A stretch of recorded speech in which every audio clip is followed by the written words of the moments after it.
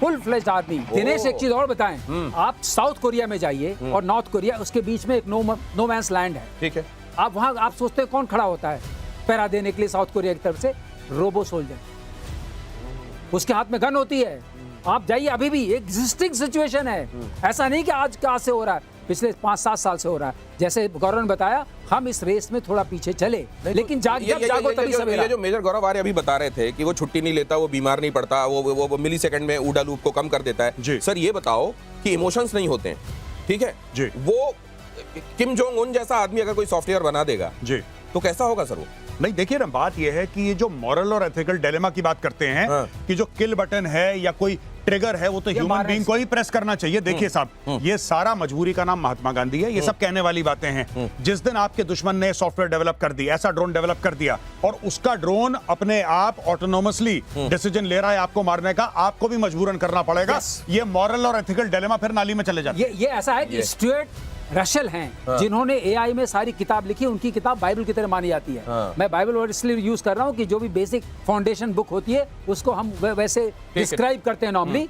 उन्होंने ये कहा है कि हम हैंडओवर कर सकते हैं, there is no contribution by the human being required, पर करना नहीं चाहिए। ये करना तो नहीं चाहिए, लेकिन अगर कोई कर देगा तो आप अपने आप को पीछे कैसे रखेंगे? आपको भी मजबूरी में करना पड़ेगा। अगली खबर देखिए, ऑपरेशन सिंदूर के बाद ड्रोन डील में टॉप गियर लग गया है। टॉप गियर लग गया है। रक्षा मंत्रालय ने 1982 करोड़ रुपए के 13 एमओयू पर साइन किए हैं। Kamikaze drone, counter drone system बनाए जाएंगे, मेक इन इंडिया के तहत बनेंगे ये ड्रोन। सर ये जो मेजरली इनकी कैटेगराइजेशन जो हुआ है, कामिकाजी, ये अलग अलग तरह के लॉइटरिंग म्यूनिशन, ये सब, ये थोड़ा समझाइए ना, ब्रॉड कैटेगरी क्या है? बेसिकली ब्रॉड कैटेगरी क्या है, यूटिलाइजेशन के हिसाब से।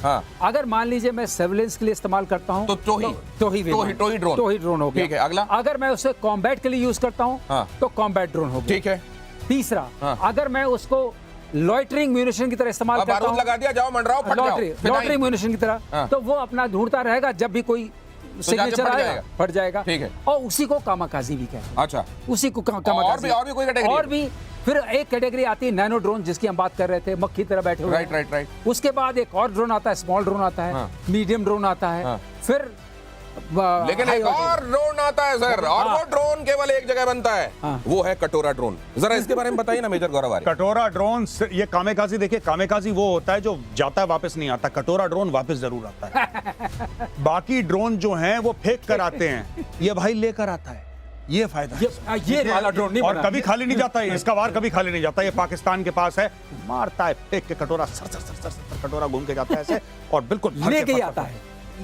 देखिए, सुदर्शन चक्र की बात कर रहे हैं मेजर गौरव आर्य, फोटो रखी, battle damage assessment, signal intelligence और कई तरह की मैन्यूवर। एक बात मैं कहना चाहूंगा, हम बात कर रहे हैं ड्रोन का ही जमाना है क्या हमारे फाइटर पायलट्स की जरूरत बंद हो गई? क्या बैलिस्टिक मिसाइल ही सारा काम कर चुकेंगे?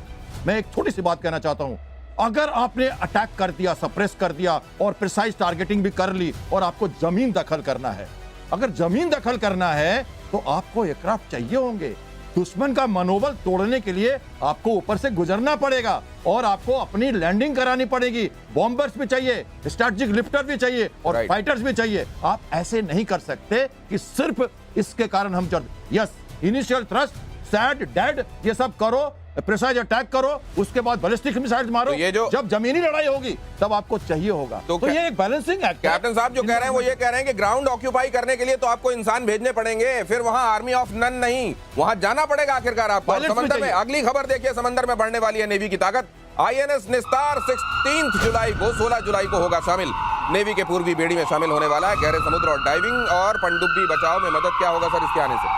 और देखिए, आईएनएस निस्तार जो पुराना शिप था, पहले डाइविंग शिप, और ये बेसिकली सबमरीन रेस्क्यू वेसल है ये, और निपुण, और ये इसके साथ हमने बनाया है। 2 शिप हैं ये हमारी देश के लिए। जैसे सबमरीन अगर डिस्ट्रेस में आ गई या बॉटमिंग कर गई, क्रैक हो गया उसमें, या कुछ कम्युनिकेशन फेल हुआ और आपको पूरा रेस्क्यू करना है क्रू को, तो आप, इसका एक बेल होता है, उसको बेल को आप लोअर करते हो, 550-600 फीट तक ये बेल नीचे जा सकता है और सबमरीन के क्रू को सुरक्षित वापस ले सकता है। 80 से 90 फीट तक की डाइविंग कर सकते हैं। यहाँ पे मेनली डाइविंग शिप है ये, सारे डाइवर्स होते हैं, क्लियरेंस डाइवर 300 फीट तक जा सकते हैं, 30 फीट 40 फीट तक हमारे शिफ्ट डाइवर जाते हैं, और हमारे मार्कोस अगर है तो और भी नीचे जाते हैं। तो बेसिकली हमें, और हमारी ये नहीं, इंटरनेशनल लेवल पे भी किसी भी इस एरिया में किसी सबमरीन कोई प्रॉब्लम हो जाए तो सिंगापुर से लोग बुलाते हैं, कहीं और से बुलाते हैं। अब हमारे पास दोनों ईस्ट एंड वेस्ट कोस्ट पे एक शिप रहेगा और इसके साथ हम रेस्क्यू तो आप जरा ये भी समझ लें कि ड्रोन टेक्नोलॉजी को लेकर जब इतनी बातें हो रही हैं, और ये बात हो रही है कि भारत के लिए खास तौर से बड़ा एनिमी उसका चाइना है,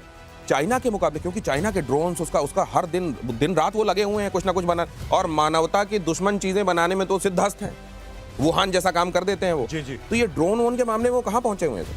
बहुत आगे हैं, बहुत आगे। मैं एक और बता दूं, चाइना में जो लेटेस्ट मैंने पढ़ा है इसके बारे में, ड्रोन के बारे में क्या एक्सपेरिमेंट, ये लेटेंट टाइप के ड्रोन्स बना रहे हैं, डॉर्मेंट ड्रोन उड़ा, अपने आप को कैमोफ्लेज करा और ड्रोन चुपचाप बैठ गया। वहीं पे है वो, वहीं पे है, बैठा है, 2-3 महीना बैठा है ड्रोन, कुछ नहीं। 2-3 महीने? हाँ, क्या बैटरी होगी सर जो 2-3 महीने उसको सस्टेन करा? नहीं, वो अपने आप डॉर्मेंट हो गया, वो बैटरी यूज नहीं कर रहा, डॉर्मेंट हो गया, वो स्विच ऑफ कर दिया अपने। तो वहां है कैसे? उस ऊंचाई पे कैसे? ऊंचाई पे नहीं है वो, वो कहीं पे एक जगह बैठ गया है, अपनी जगह। अच्छा, ऊंचाई पे जाके बैठ गया है वो? हाँ, ऊंचाई पे किसी बिल्डिंग के ऊपर, पेड़ के अंदर, जैसे कबूतर उड़ा और किसी बिल्डिंग के छज्जे पे बैठा। हाँ, ये सोलर प्रोडक्शन भी करता है। अच्छा, सोलर बैटरी भी हो सकती है। हाँ, ठीक है। और उसके बाद जब उसको लगा कि उसके मिशन पैरामीटर्स अब चल रहे हैं, तो उसको ऑटोनोमसली कमांड दिया और वो फिर उड़ा और अपना मिशन। आप देखिए, किसी ने ड्रोन भेजा, चाइना ने ड्रोन भेजा मेरे घर के बाहर, उदाहरण के लिए मेरे घर के बाहर, इस बिल्डिंग के बाहर, और मेरे घर के बाहर अगर कोई पेड़ है तो मैं पेड़ में चुपचाप बैठा, अब कौन देख रहा है पेड़ में ड्रोन है कि नहीं, छोटा सा इतना ड्रोन है। जब उसको ये पता लगा कि यहां से बंदा निकल रहा है, फेशियल रिकॉग्निशन हुआ, अपने आप वो लाइव उड़ा और उसने अटैक करा। They are trying to make such, अभी सक्सेसफुल नहीं है लेकिन उसके ऊपर काम कर दिया। 2-3 साल में आपको इसकी भी खबर मिल जाएगी। इसीलिए मैं कह रहा हूं, ये जो हम लोग ये एथिकल डिलेमास में है ना, कि क्या ये सही गलत कुछ नहीं होता, जहां पे नेशनल सिक्योरिटी होती है वहां पे नेशनल सिक्योरिटी पे कहानी खत्म, मोरालिटी गई बाढ़ में। दिनेश, एक और बात बता दूं, एक ड्रोन डिमॉन्स्ट्रेट किया गया टेड टॉक में। उसमें डिमॉन्स्ट्रेशन में क्या था, आपकी पिक्चर दिखाई गई, इतना छोटा सा ड्रोन है, ठीक है, it flies, comes and hits you at your head, oh my God, just 0.5 gram of explosion, बहुत छोटा सा एक्सप्लोजिव, मतलब एक बुलेट बराबर, अंदर गया, बुलेट भी ज्यादा, इतना सा, माचिस के हेड में जितना लगा रहता है उतना, 0.5 तीली में। इसका डिमॉन्स्ट्रेशन किया गया लाइव ऑन अ मैन।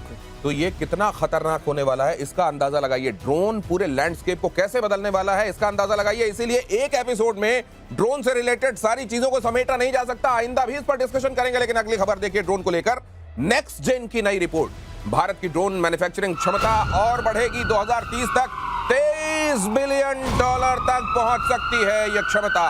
रक्षा क्षेत्र में निगरानी, टोहक और युद्धक ड्रोन्स की सबसे ज्यादा मांग। ये बेशक हमने लेट शुरू किया है लेकिन हम डिस्टेंस अच्छी कवर कर रहे हैं। ठीक है, ये अच्छा लगा। ये अच्छा लगा, $23 बिलियन सुन करके, और 2 चीज में कंसंट्रेट कर रहे हैं, एक टोही है और दूसरा युद्धक है, वही चाहिए। एक जासूसी करेगा और दूसरा आपके लिए कॉम्बैट के काम करेगा, आपके लिए लड़ाई जाकर करेगा। दिनेश भाई, आपको एक बात बताता हूं, मैं एक इजरायली से, बड़े सीनियर इजरायली से बात कर रहा था, मैं उनका नाम नहीं लूंगा, it was a private conversation. तो मैंने उनको बोला कि साहब, आप जो रिकॉनेसेंस ड्रोन इस्तेमाल करते हैं इजराइल के अंदर, जो ऑपरेशनली इस्तेमाल करते हैं, और जो आप ड्रोन काइनेटिक के लिए इस्तेमाल करते हैं, तो वो कह रहे हैं कि हम लोग अब ऐसा सिस्टम बना रहे हैं जहां पे सिर्फ काइनेटिक ड्रोन्स होंगे। मैंने बोला क्यों? कहता है बिकॉज वी आर इजरायली। मैंने बोला इसका मतलब क्या है? कहता है कि रिकॉनेसेंस के लिए गया, हमारे पास इतना टाइम नहीं है कि उसने आतंकवादी को देखा फिर वो पीछे रिपोर्ट भेजे फिर हम करें, वही वहां पे थैंक यू बोल के गुड नाइट बोल के वापस आ जाता है। तो मतलब एक को मल्टी रोल बनाया जाएगा, ये कहने का मतलब? वो कह रहे हैं कि रिकॉनेसेंस मल्टी रोल, सही बात, वो कह रहे हैं कि हमें रिकॉनेसेंस की क्या जरूरत है?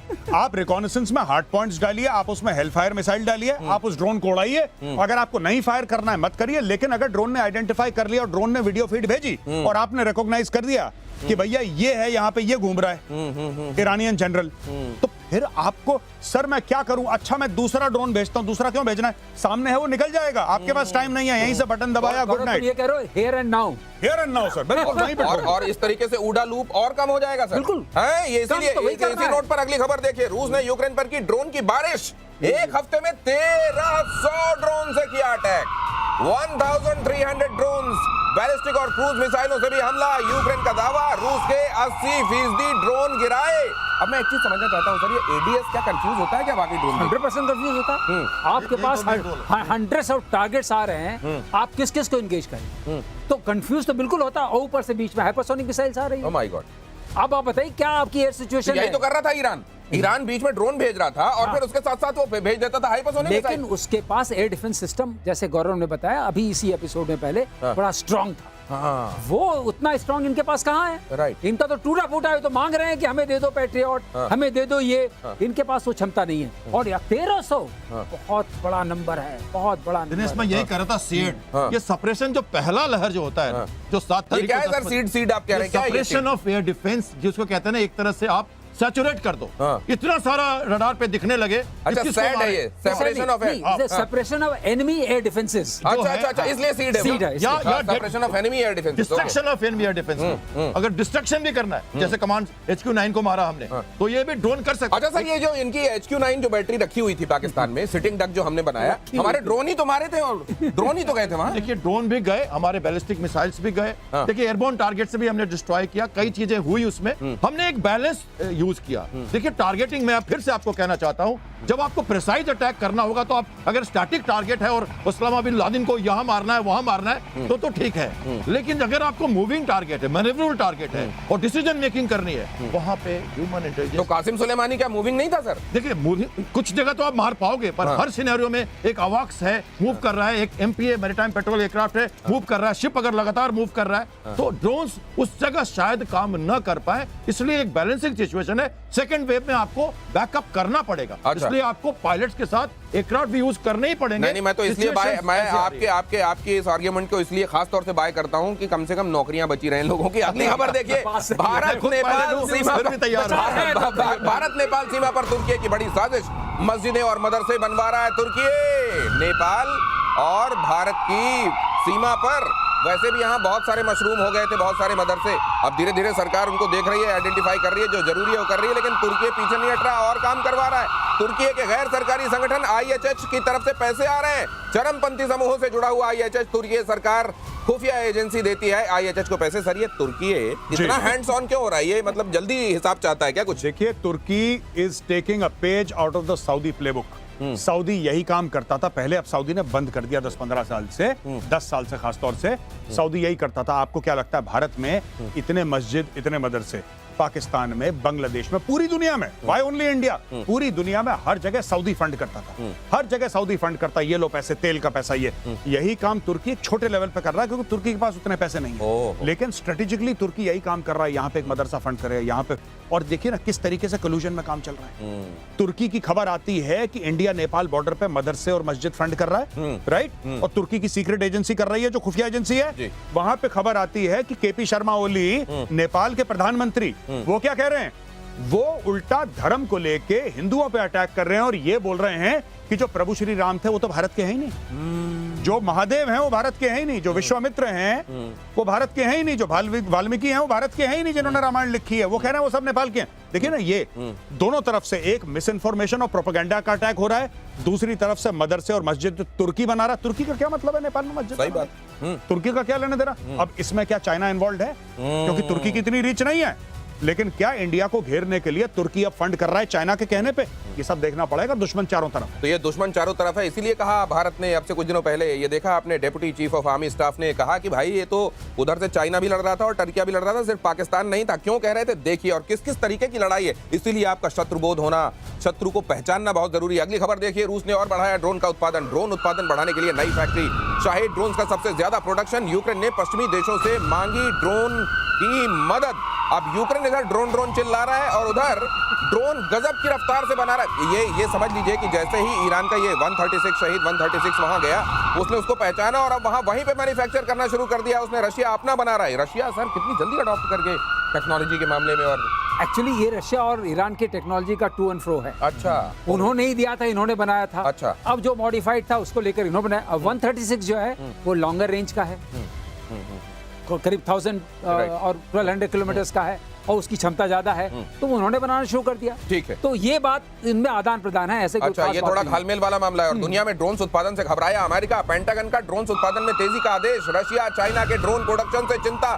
कैप्टन चैन, ये तुरंत ही अमेरिका पहले जो है ये पूरी दुनिया में आग लगाने, गड़बड़ी फैलाने का काम करता है और उसके बाद दम भी सबसे पहले इसका फूलने लगता है। देखिए क्योंकि वो ड्रोन का एक्सपोर्ट कर रहे हैं, लगातार ड्रोन की जरूरत सभी को है और ईरान ने इतने अच्छे ड्रोन बना लिए, रशिया इतना ज्यादा उत्पादन कर रहा है और लगातार मैंने जैसे कहा जब ड्रोन का इस्तेमाल हो रहा है और जैसे यूक्रेन कह रहा है, उनकी वायुसेना का रिपोर्ट है, वो ये कहते हैं कि इतने सारे ड्रोन जो मारे हैं एक्चुअली मनोबल तोड़ने के लिए मार रहे हैं। तो अमेरिका को लगता है कि उसका और सर क्योंकि टाइम खत्म हो रहा है, एक महत्वपूर्ण चीज मैं समझना चाहता हूं। महाराष्ट्र में अब से कुछ दिनों पहले एक आतंकवादी को, छिपे हुए आतंकवादी को पकड़ा गया, उसने एक बस्ती बसा रखी, उसको पूरा इस्लामिक कर दिया था उसने, और वहां पर वो ड्रोन के जरिए मुंबई में अटैक की प्लानिंग बना रहा था। सर ये इस हद तक खतरा बढ़ गया है, ड्रोन उनके हाथों में। नहीं साहब, देखिए अभी आतंकवादी जो घटना हुई थी उसमें बोला था कि जो बारूद ऑर्डर करा है वो ऑनलाइन ऑर्डर करा है। हाँ, ये जो ड्रोन ऑर्डर कर रहे हैं ऑनलाइन अवेलेबल है, ये अवेलेबल है। हाँ, तो देखिए कई सारी चीजें हैं जो कि अवेलेबल है ऑनलाइन और सतर्क रहने की जरूरत है। सबसे बड़ी बात, दूसरी चीज आप देखिए वो आतंकी क्या कर रहा था जो उसने बस्ती बसाई थी। आतंकी क्या कर रहा था, सिंपली ड्रोन से पूरे इलाके को मैप कर रहा था।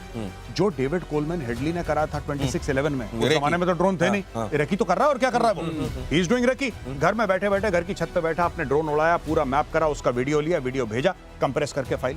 सिंपल सी बात है, he is doing that only, वही कर रहा है। तो आपके जो थ्रेट हैं, आपके जो थ्रेट हैं, ये देखिए एक थ्रेट आपका घर के अंदर है। 2.5 वॉर्स के बारे में जनरल बिपिन रावत सर अक्सर बोलते थे ना, ये 0.5 है। ये 0.5 है। इस 0.5 से हमको आपको लड़ाई लड़नी है सतर्क रहकर।